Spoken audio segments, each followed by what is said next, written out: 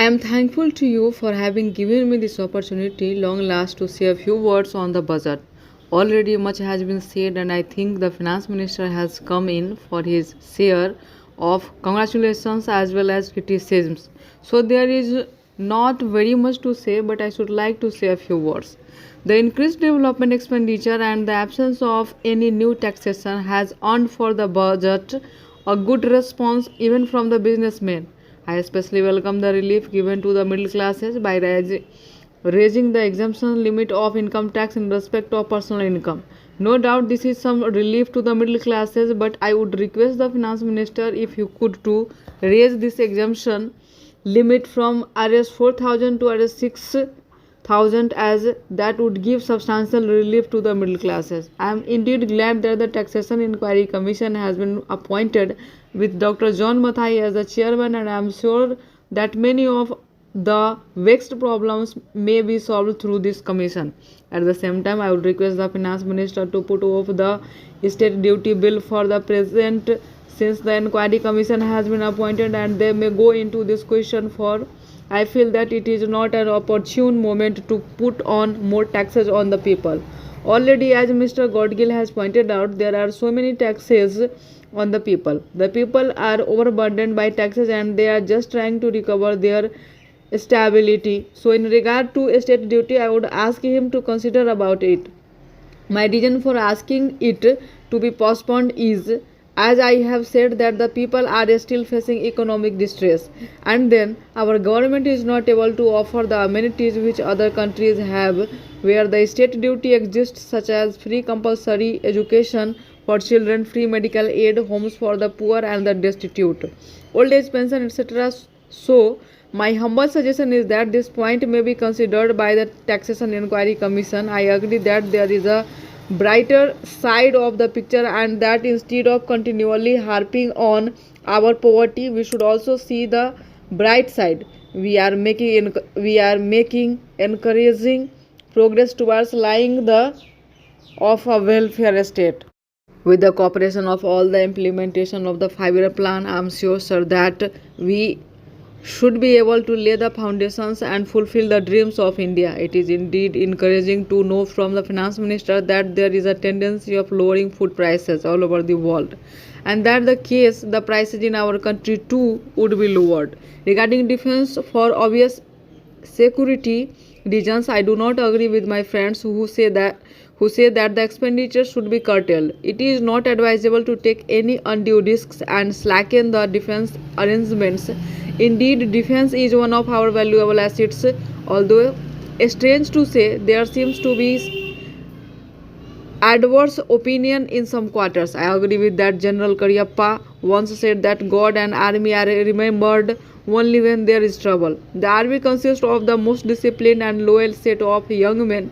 It would not be proper to effect economy in the pay of these brave officers as it would not be an incentive for the right type of young men to join the army and it would become ineffective and inefficient. I believe already officers who were doing RS 1400 as their pay are now getting only Rs 700 and about Rs 100 as allowance.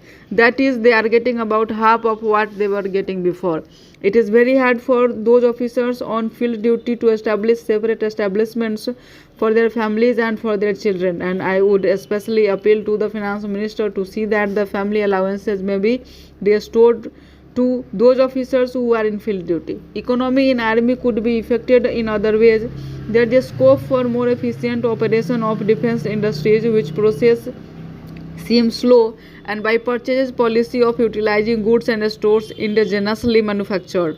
Preference should be given to country made war materials such as could be produced here and they would be cheaper than foreign made goods.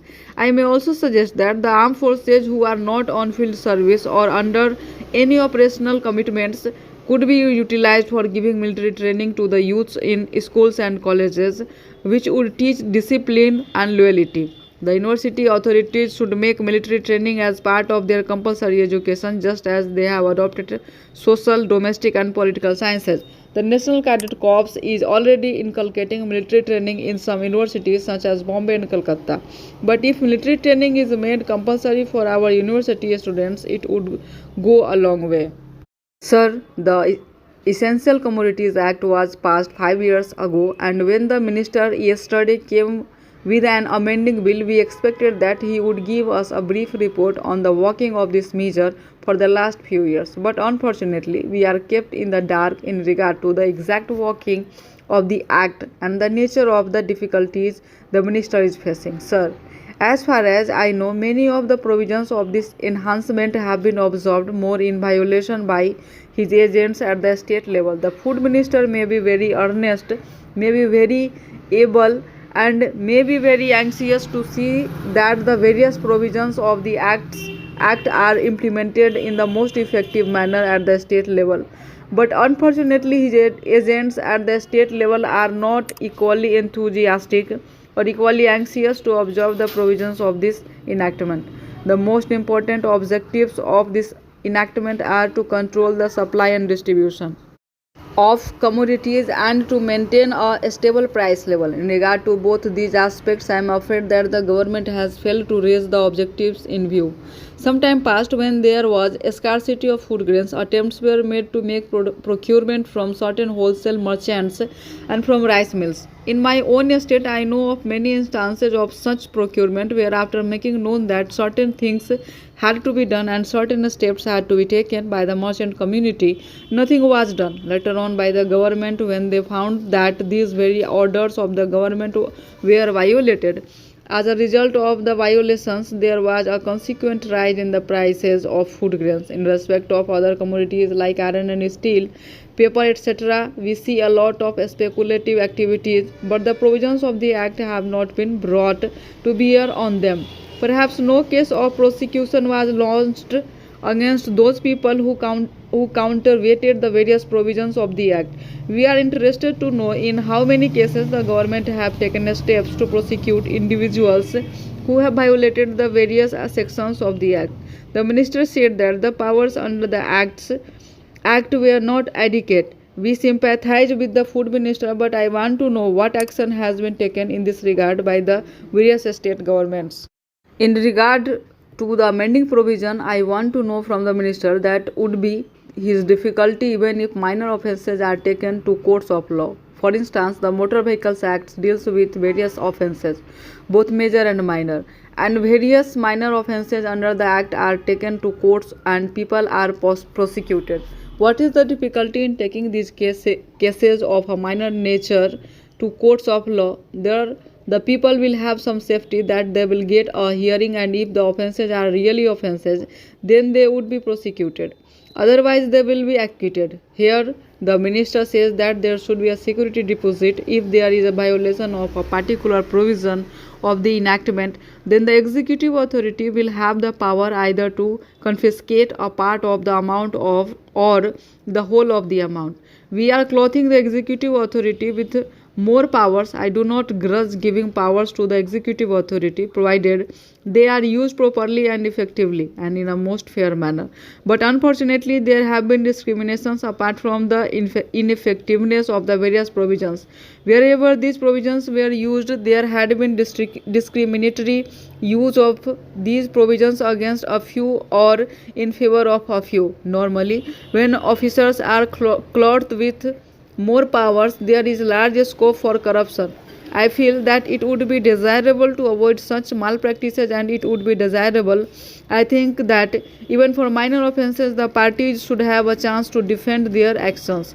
I do not think that this problem of dealing with minor offences will become complex or complicated in any way if we take them to courts of law. I want a reply from the minister in what way he is suffering from a handicap in dealing with minor offences or offences of a technical nature. The honourable member made the point that even if this thing was acceptable to the House, he did not know what amount would be demanded as security.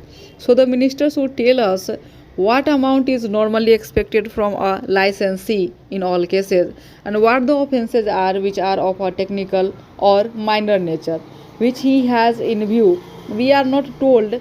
We are major offences and which are major offences and which are minor offences. Clarifications of these points are necessary. I wish that the act which came into effect long ago was implemented properly. I know that the minister here is very earnest in implementing it, but his colleagues at the state level and at the central level are disappointing him.